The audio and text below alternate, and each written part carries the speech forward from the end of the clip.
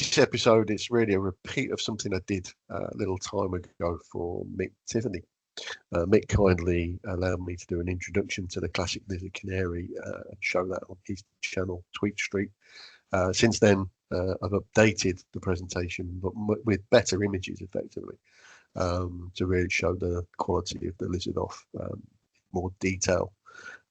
As the Lizard Canary is a visual bird in terms of its markings, it's really important that the quality of the images are good. So with the help of Hugh Evans, the quality images he reproduces of his birds and other people's birds, I've been able to use those with his permission in the presentation, which we'll share with you shortly. Hopefully also by the time I put this out, there'll be a few more details and images of some of the show results on the end of this footage, and a few more images for Champion Corner and Novice and Newcomer Corner. So in the meantime, hope you're enjoying the channel, and I hope you enjoy the information that you're going to hear throughout the rest of this video. Take care. Bye-bye. So let's take a look at the classic Lizard Canary, or what we like to regard as a living antique, starting of course with that esteemed history. So the wild canary was first introduced into Europe some 500 years ago. It was not until the 18th century that serious attempts were made to develop distinct varieties. It's commonly believed that the lizard was brought to Britain by Huguenot refugees fleeing religious persecution in France and the Low Countries, although there's only circumstantial evidence to support the theory. English texts in the first half of the century confirm that the most esteemed canaries were the fine spangled sort, or French, so called from the breed brought in from France. The activities of the earlier fanciers are well documented, but 1742 spangled canaries with dark wings and tail and a spot on the head called a cap have been described in detail. And of course they're the principal features of the variety we know today as the Lizard Canary, silver clear cap or gold clear cap. Early reference to the lizard by name is the British Aviary and Bird Breeders Companion of 1825. First illustration of a lizard canary appears to be in the issue of the London Illustrated News, 12th of December 1846. And of course, we can claim to be the oldest variety of exhibition lizard canary. So let's take a look at the LCA scale of points. Let's begin with the cap. It should be clear, oval, thumb shaped, and it attains 10 points.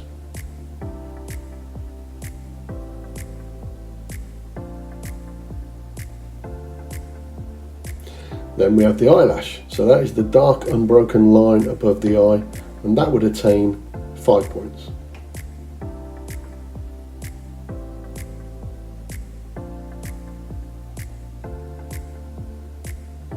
We then have the spangles. They should be regular and distinct, and they attain 25 points within the classification.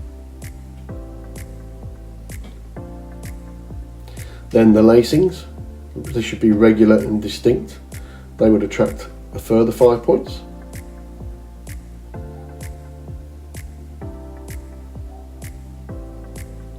And then the rowings. So they should be lineable and distinct, and they would attract 10 points. And of course, then they, like the spangles, add to the attraction of the Lizard Canary. Wings and tail, legs, claws and beaks should be dark, so the wings and tail would attain 10 points, legs and beak 5 points. Feather quality should be smooth and silky, 15 points, ground colour deep and even 10 points, and presentation should be steady in perfect condition, that would attain 5 points. And then, although again not a bird of size from a points perspective, typically around 13.5 centimetres at a stance of 45 degrees.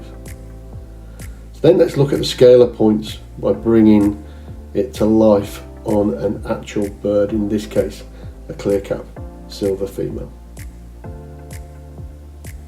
where you can really start to see the beauty and those technical aspects of those key areas.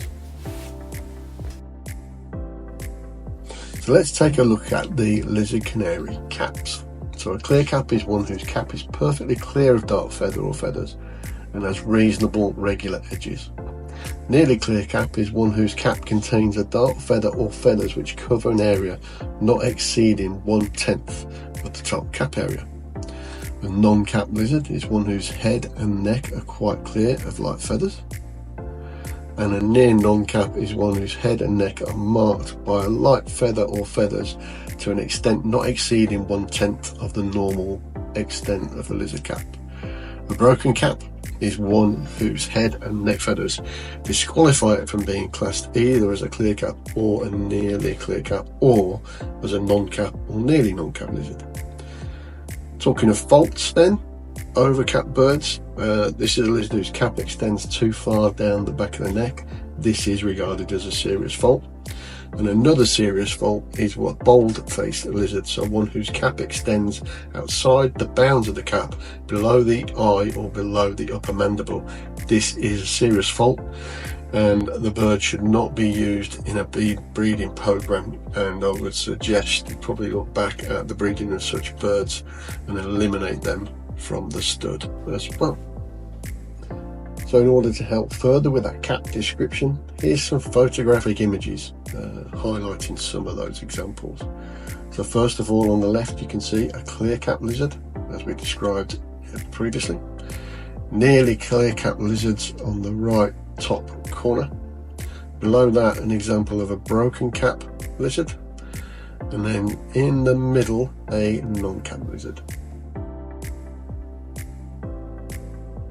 So, feather colour definition. First of all, the gold, or non-frosted or yellow feathered of the lizard fancy, should be uniform in depth and of a rich golden bronze, entirely free of suggestions of other shade. That's the official definition.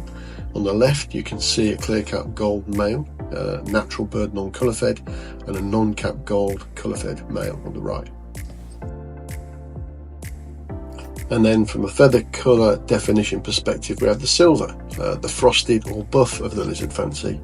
Silvery lizard should possess a deep ground colour of warm buff tone. Over mealiness is to be discouraged. Again, official definition. So we have a non-cap silver female, natural non-colour fed on the left, and then we have a broken cap silver female that's colour fed on the right hand side. A particular favourite time for me is the transformation of the lizard canary. So again, once hatched, you can see there in the bottom left the birds in their nest feather. Then during the molt you start to see the changes coming, and then after the molt you can start to see that colour coming through, and those spangles etc. fully form. Quite an attractive transformation.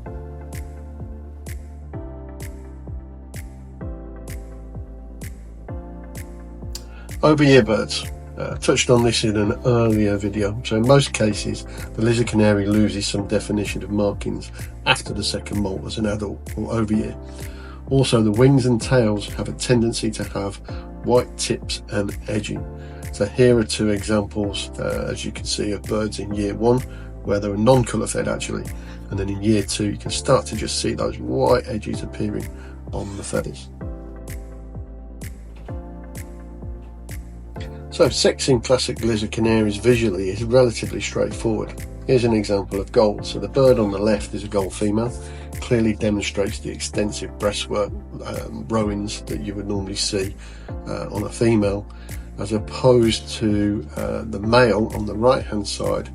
And the key difference there is it kind of lacks that breastwork in comparison to the female. However, some males can be seen on the show bench with excellent rowings, but normally not as good as the female.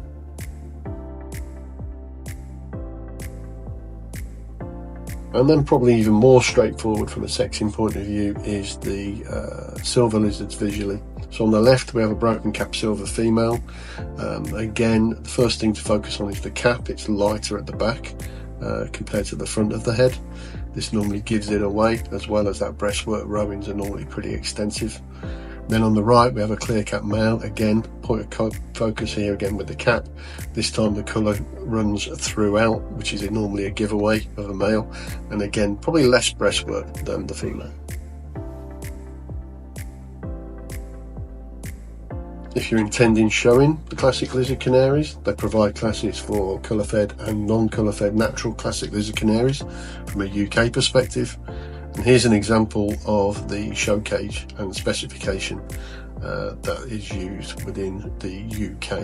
And the specification can be found at the Lizard Canary Association website.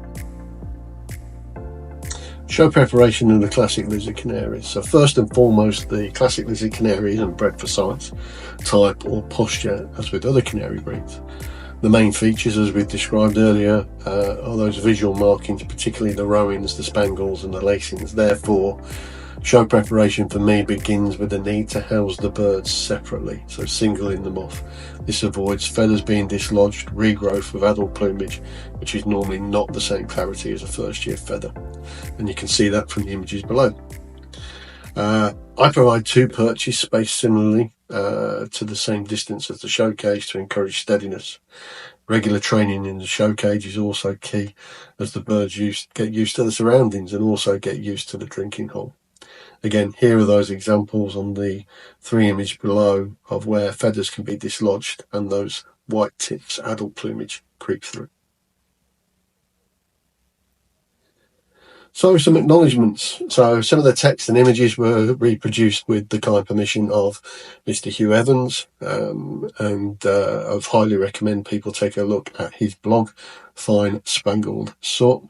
Thank you to Pino for the images of the babies, and but last but not least, of course, thank you to Mick Tiffany for sharing his experiences, certainly on his video, Tweet Street, and allowing me to show my experiences on his previous video.